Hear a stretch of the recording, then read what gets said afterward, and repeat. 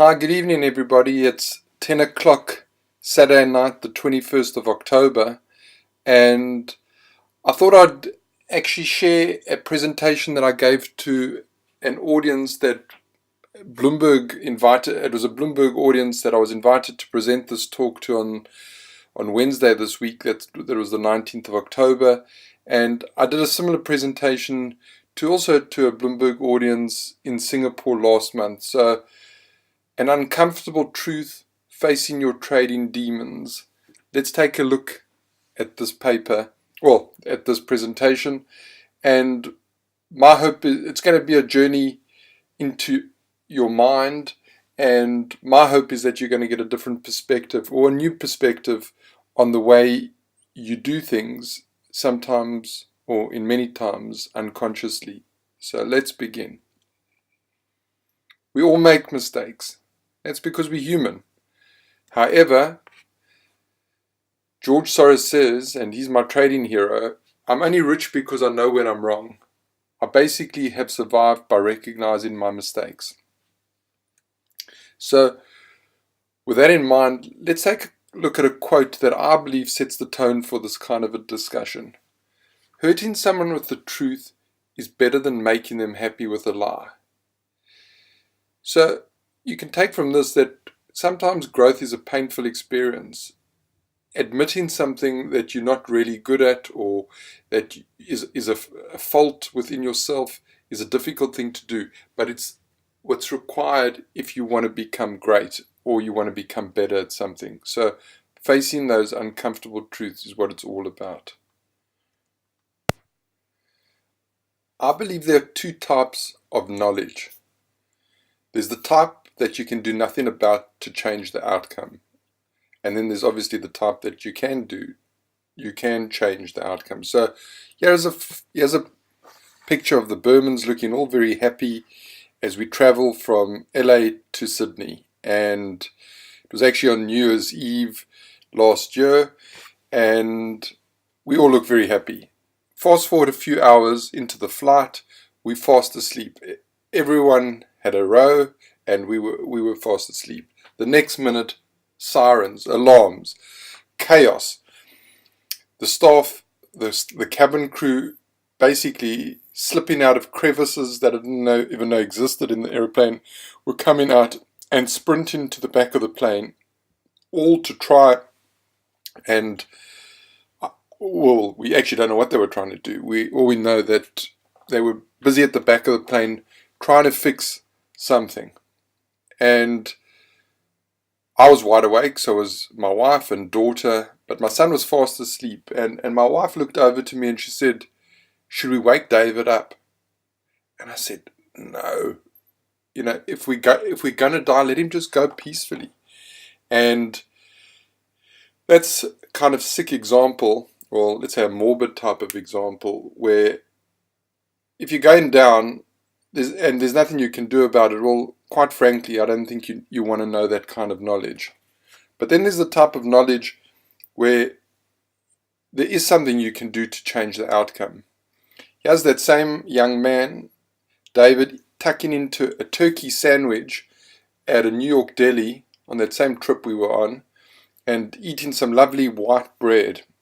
And this is something we didn't know until about 3 months ago, that David was diagnosed with celiac disease, which is an autoimmune response in the small intestines to gluten. The body doesn't like gluten and it has this inflammatory response. Now, David's gone 14 years without knowing this, but he's been suffering with juvenile arthritis and stomach ache for this period of time, and we really didn't know what was the cause of all the inflammation.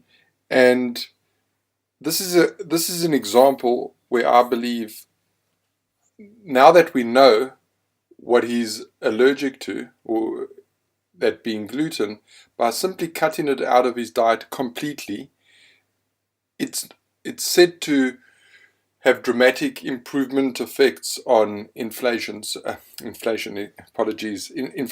So there's an example. Please God, David will grow from strength to strength, and with the knowledge that eliminating gluten from his diet will help him feel a lot better. So tonight, I want to help you find your gluten. Here's some background. I was a hedge fund manager and prop trader for more than 10 years. So I'm one of you. I'm one of you guys who trade for a living or trade part-time. But I traded for a living, and I know what it's like to feel the stresses and strains of supporting a family from my trading profits. So I always liken it to I had to eat what I killed. So it was tough, and I can sympathize or empathize. Sympathize is the wrong word. I was the CEO of a trader incubation platform where we allocated over $50 million to emerging traders based on our skill filter. It was called the Rapper Score. So we were a team of 3 PhDs, 2 mathematicians, me being an economist with a behavioral finance expertise, and we built the score. And we were lucky enough to analyze and investigate thousands upon thousands of traders' equity curves and build some sort of a expertise in that area. And today I'm the CEO and co-founder of PsyQuation, which is a risk and behavioral analytics software. And I'll touch on very briefly what PsyQuation is about at the end of this presentation. Here's an outline of the talk. We're going to discuss some performance facts. I'm going to try and explain the performance, go through a few trading mistake examples, and then provide you with some solutions. So let's take a look at the facts. Here we have a database it's comprised 60% retail, 40% pro, and more than 3,500 trading accounts and 10 million trades. So it's a pretty comprehensive database. We've actually grown it significantly since we did the study, and we probably doubled the size of the database, and the stats are pretty much in line. So without waiting too much longer, the bottom line is 80% of FX traders blow up their account within 6 months. That's pretty damn high. I know some people throw out the number 95%, but according to our database, it's 80%. Now, blow up is a pretty strong term. It's maybe a little bit of an exaggeration.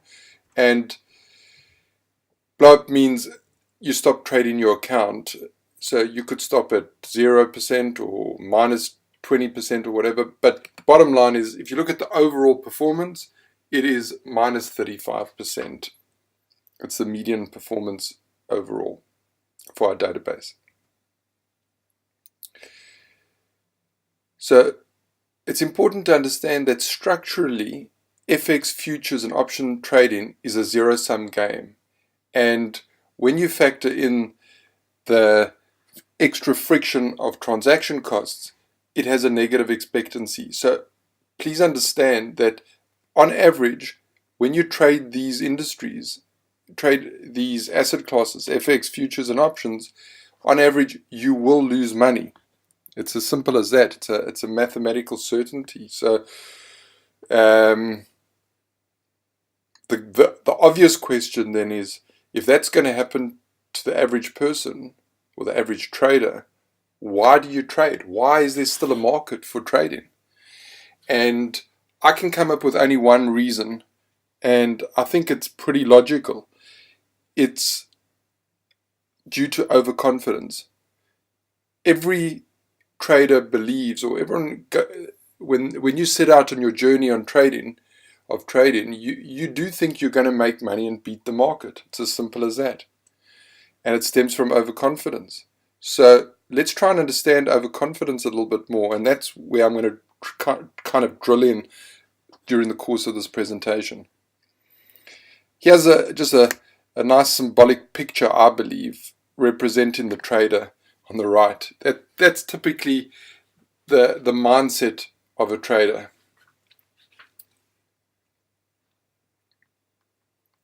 So is there empirical evidence that supports my notion that overconfidence exists?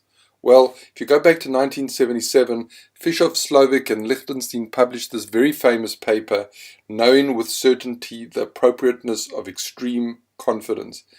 And thousands of papers, academic papers, have been cited from this original work, and many, many more experiments in the thousands have come to support the idea that overconfidence exists. And you can see on this little chart, there's a calibration chart that the authors of this paper came up with. And basically, what it's representing is that the more confident you are about an uncertain event, the more inaccurate you tend to be. So we don't need to really go into too much detail there. It's pretty self-explanatory. Then came along some further empirical research that supports the notion of overconfidence. Here was a report by a group of psychologists, and they say that the majority of people tend to exhibit overconfidence. Why? Because depressed people tend to be more realistic. So once again, there was further proof that empirically overconfidence exists. For the trading world, this is a pretty recent study and I think a very relevant example. In 2006 study entitled Behaving Badly, researcher James Montier found that 74% of the 300 professional fund managers surveyed believed that they had delivered above average job performance.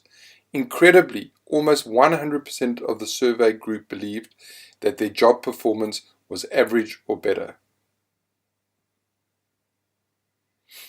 Okay, so we found some empirical evidence. Then came along the School of Behavioral Finance, and here are some quotes from the academic community in that field. And let's understand, so if overconfidence exists, is it good or bad for a trader? Well, this is what the behavioral finance community says. No problem in judgment and decision making is more prevalent and more potentially catastrophic than overconfidence. People are overconfident. Psychologists have determined that overconfidence causes people to overestimate their knowledge, underestimate risks, and exaggerate their ability to control events.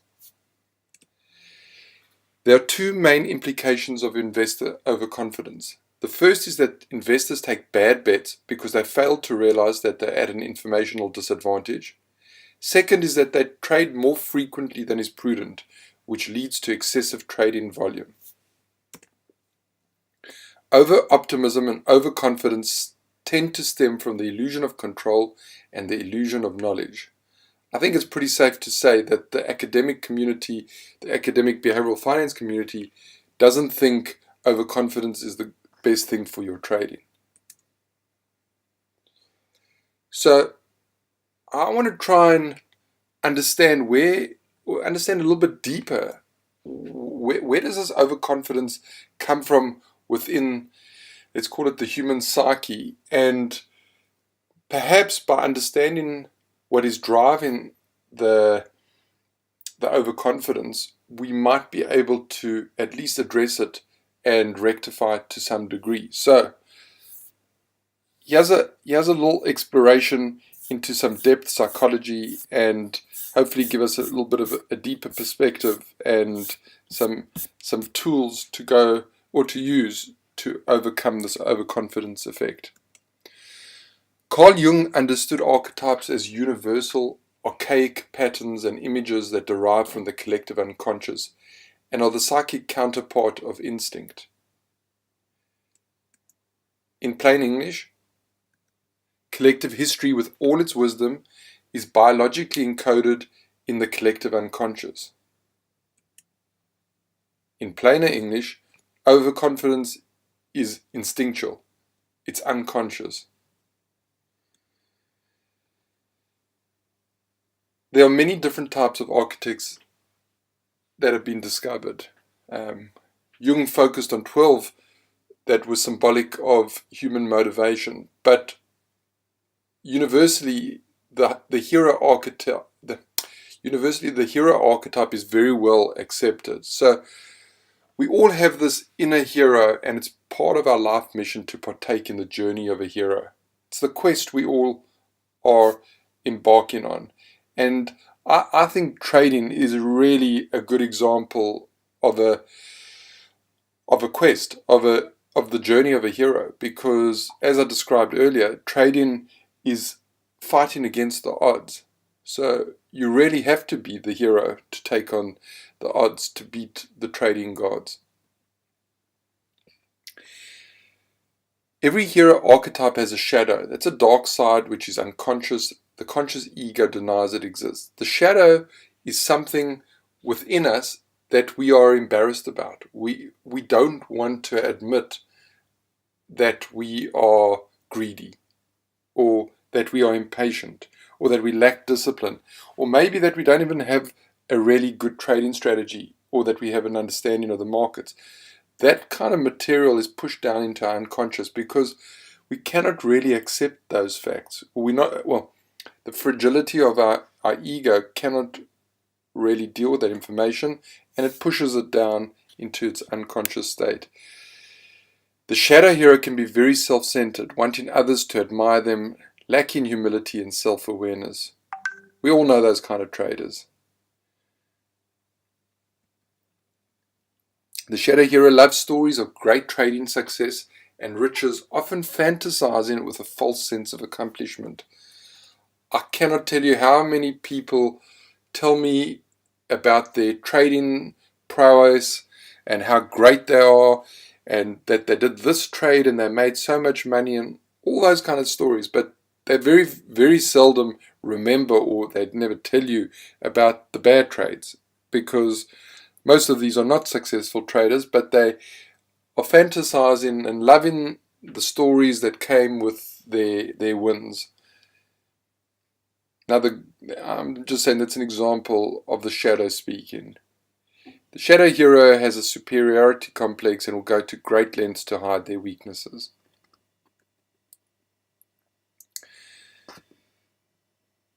Psychological inflation is a situation in which the individual thinks he's better than he really is, usually the result of compensation for feelings of inferiority. An inflated consciousness is always egocentric and incapable of learning from the past.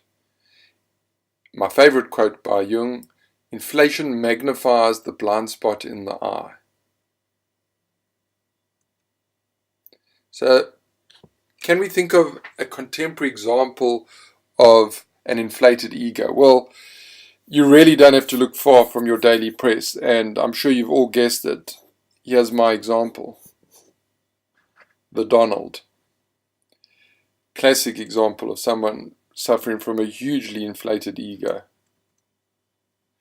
So Einstein came up with a really neat solution. I call it a partial solution because, with all due respect, I think the full solution is one I'm going to describe at the end, which is a shameless plug for PsyQuation. But if you look at this one, it really is smart. More the knowledge, lesser the ego. Lesser the knowledge, more the ego. Pretty cool. So let me take you through a few mistakes that we've come across in our database that speak to this overconfidence effect. People who are overconfident tend to trade with more leverage, and here we represent leverage with the metric value at risk, VAR. It's not important to understand exactly the mechanics of how we calculate VAR, but just take VAR to mean a risk factor. And you can see with the red dots that the red dots are representative of people who lose money, green is people who make money. People who lose money have more than double the risk that winners have. Another consequence of overconfidence is overtrading. Here you can see on the left of the zero axis, we've got loser traders trade 1.66 times more frequently than winners.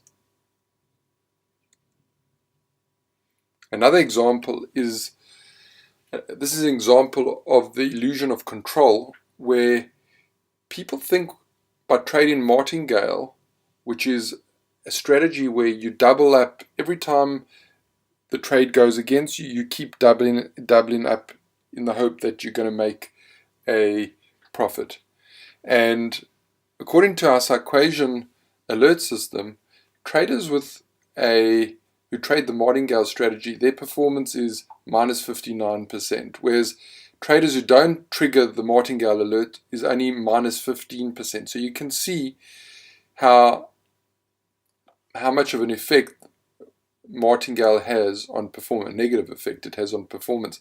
But it has this illusion of control, because 90% of the time with Martingale strategies you're making money, and the ego loves to know that. It's ego stroking all the time to keep getting these high win-loss ratios. But the problem is that 10% when it's wrong typically blows up your account. Here's another example of an illusion of control, and it's just a random sample of trades, and you'll notice that all these trades, except for the one where there's the red dot, well, the red circle, all these trades actually ended up profitable or breaking even. And all that you needed to do with some of these trades was hold them for a longer period of time, and they eventually became profitable. And that's once again an illusion of control, because you can see it in the database. Sorry, I just want to just add you on the top right hand side, there's a table there where winners hold their positions typically for 540 minutes and losers hold them for 801 minutes. And that's an example of the disposition effect in time. And the disposition effect is typically where people allow their winners. A disposition effect is when people close their winners too early and they let their losers run too far. So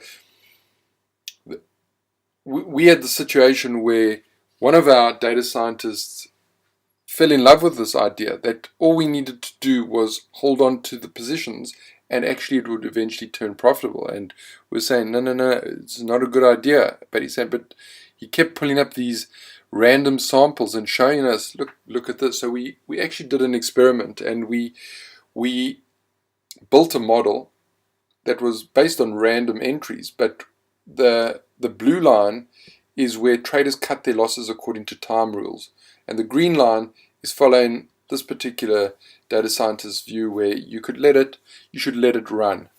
And look at the difference. I don't need to explain it to you. You can see the difference by allowing the disposition effect in time to take its course, or in profit and loss.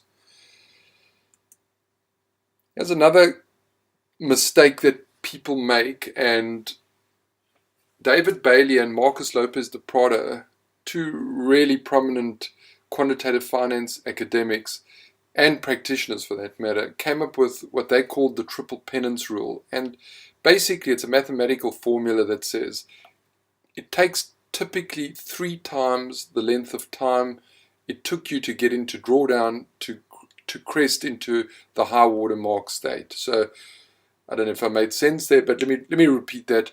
Basically, if you get into drawdown and it takes you 1 month, it should take you 3 months to recover from that drawdown. That's the way it should work. And that's a classic example of a trading mistake, is that people want to get out of that drawdown so damn quickly that they keep taking incredible amounts of risk and are impatient. And this is a good rule of thumb to hang on to and keep in mind.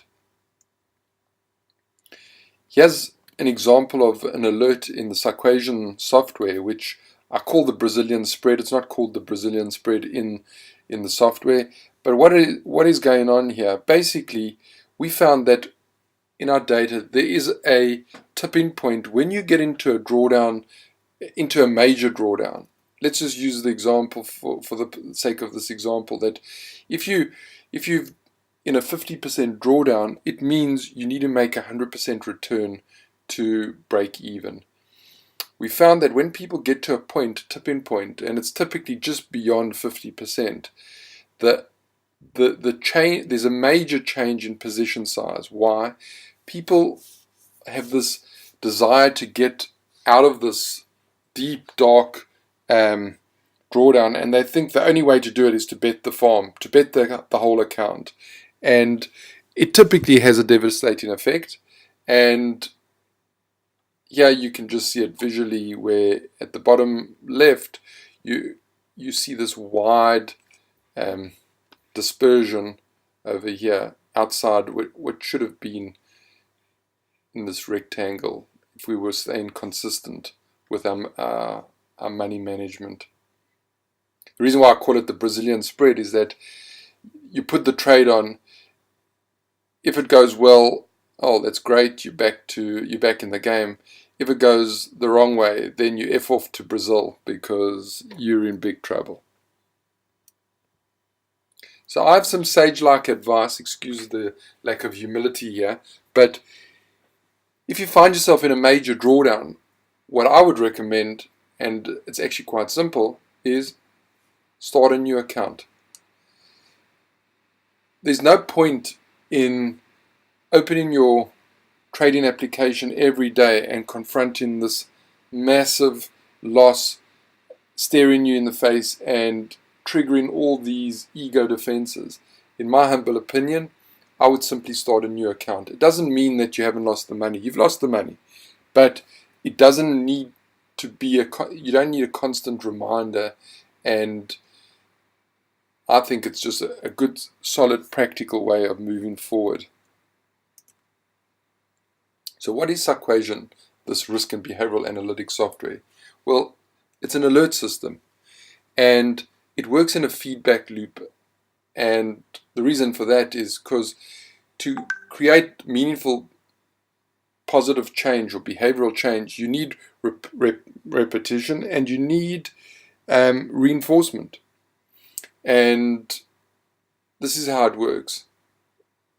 We have every single trade that you do is scanned by a system in close to real time, and our models look to identify, is there a risk or behavioral mistake being made in that trade? If there is, we identify it and we notify you either via a text, an email, or a pop-up alert on the application itself. Once the alert is triggered, we provide a corrective suggestion, how you should go about rectifying that mistake. And then after you've been provided the suggestion, we monitor how you behave with that alert post the alert. And then this all starts over again, and that's why we call it a feedback loop alert system. I think I'm going to leave it at that for tonight. I'm going to try and go enjoy some movie. It's probably close, I don't know what the time is now, but it's probably close to 10:30, if not later. So that's it from me. Please visit us on our site and look forward to chatting in the future.